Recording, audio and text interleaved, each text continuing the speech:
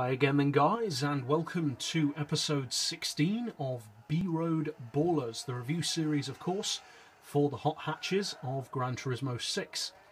And in this episode we're featuring one of the most highly requested vehicles on all of my channel, both for reviews and for tuning. It's the Ford Focus ST, the 2013 shape of course.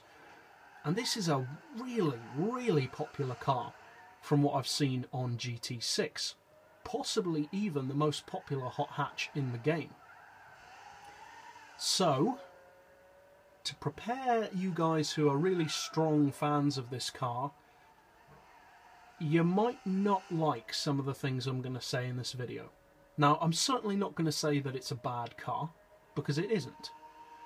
But if you're a stalwart fan of this car, regardless of its downfall or failings, and I can understand that.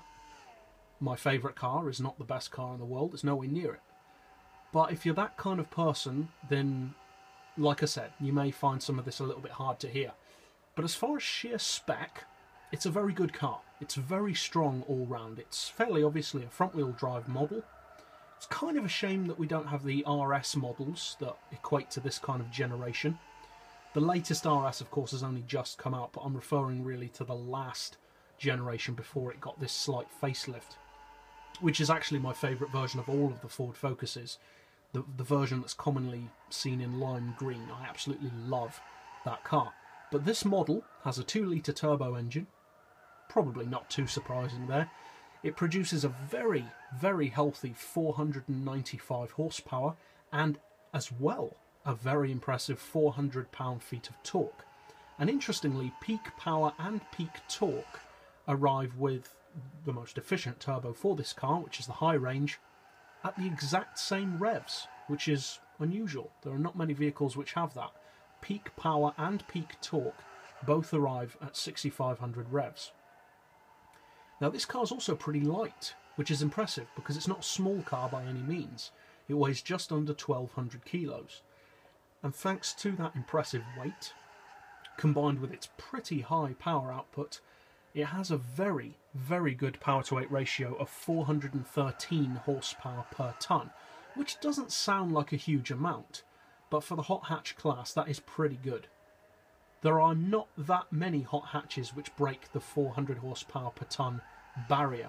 The vast majority of them are lower than that, so it's ahead of the curve there.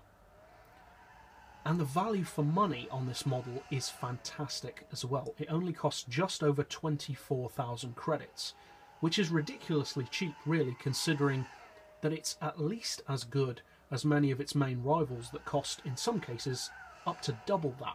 In the case of, say, the 40,000 credits or more Audi S3 or Alfa 147 GTA, that kind of thing, or the Golf R, for instance, which is like a 50 grand car. That's big savings that you can have by buying this model. Potentially the best part of half the price. So for value for money, it's superb. And in a straight line, it's seriously quick. One of the quickest hot hatches in a straight line, in fact. Top speed is getting on for 220 miles per hour without NOS or slipstream. Acceleration, well, it's a front-wheel drive, so obviously off the line you're going to have some wheel spin due to the pretty large torque and power figures. But it's pretty quick overall. The acceleration is very good mid-range. Top end is very strong as well, although there aren't that many tracks where you can really use that. And overall, it's a strong performance car, as you would expect from its spec. What about around the track though? Because with front-wheel drive chassis, especially in larger vehicles, and again, especially with vehicles that are handling more power and torque, they can be a bit iffy on the handling. Now this car certainly isn't bad handling, but this is the part of my review which staunch fans of the car, regardless of what it's like, will probably not want to hear. And that is that I have to say, this is not the best handling hot hatch I've driven. It's nowhere near the best handling hot hatch in the game, in my opinion. I've driven vehicles in this series already, which I would say have far better handling than this car.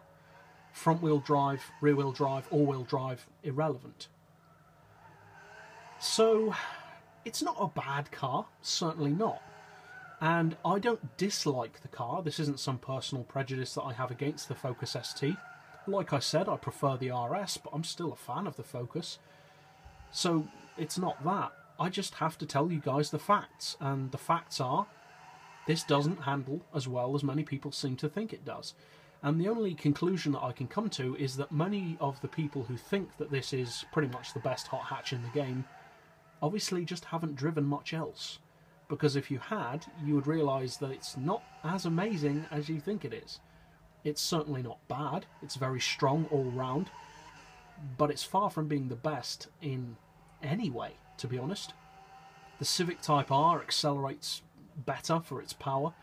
The HPA Golf or Golf R32 or the Golf R or the Scirocco R all have superior top speeds. The Megane has superior top speed. As far as handling, even the Corolla from the last episode I would say handles better than this car. I know many people would probably think that sounds ridiculous, but to that I would say, have you driven the Corolla? Probably not. Exactly. So people who think that this car is the be-all and end-all of hot hatches really need to broaden their view, because it's just not.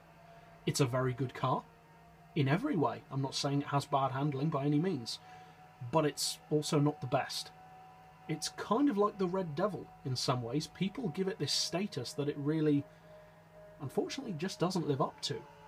And like the Red Devil, it's not bad, but it's not the best car in the game, as some people seem to project it as being. So if you're looking for a good value hot hatch, certainly it's a great one to go for. It's a premium as well. But I'd encourage you to keep your mind open to alternatives, because you may just be surprised at how good they can be. So that's it for this episode. I'll see you guys next time, and as always, thanks for watching.